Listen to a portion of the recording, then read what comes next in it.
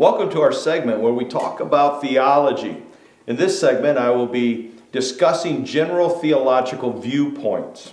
Up until the last couple of centuries, theology was known as the queen of the sciences.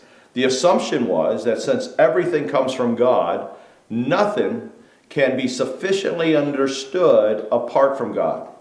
Therefore, you were not considered to be educated in any field of study unless you had also studied theology.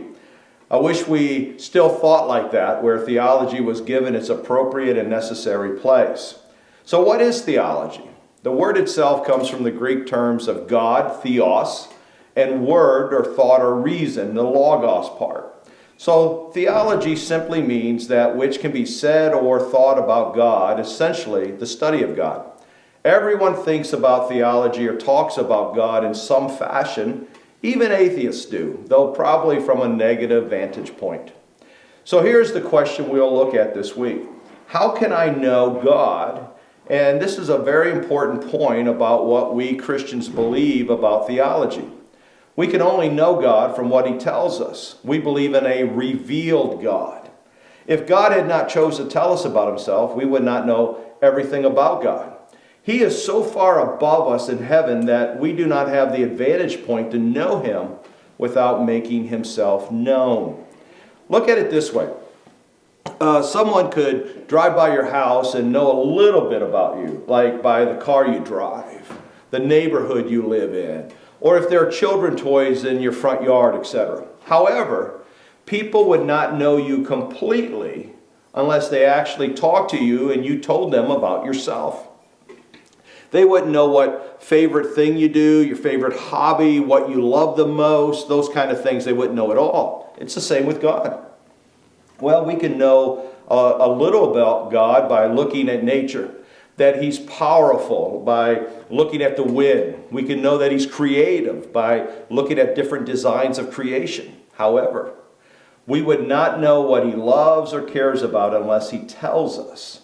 Our knowledge about God is completely dependent upon what we would call divine revelation.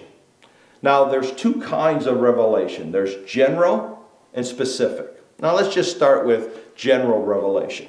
And there would be three main ways we would see general revelation. For instance, we can look at nature and know a little bit about God based on what He has made. Psalm 19:1 says, "The heavens declare the glory of God. The skies proclaim the work of His hands."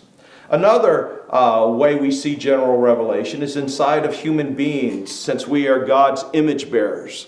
God has placed within all of our hearts an inner sense of existence. We don't find, for instance, atheist cultures in archaeology. The third way that we know about God in the general revelation sense comes through history. History is basically the working out of God's plans and purposes, whether we know it or not. So general revelation lets us know that there is something higher than us, a God, but does not give us the details. So that is where specific revelation comes in. God has gone to great lengths to reveal Himself to us. We see specific revelation when God has revealed Himself through an audible voice, such as Genesis 12:1 when God spoke to Abraham, or when God spoke to Samuel in 1 Samuel 3.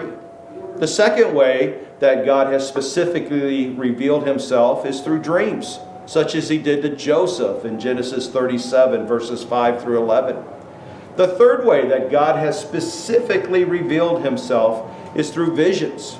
The book of Daniel contains 4 visions that God gave him regarding future rulers, kingdoms, and God's work to establish His eternal kingdom that would replace all human kingdoms.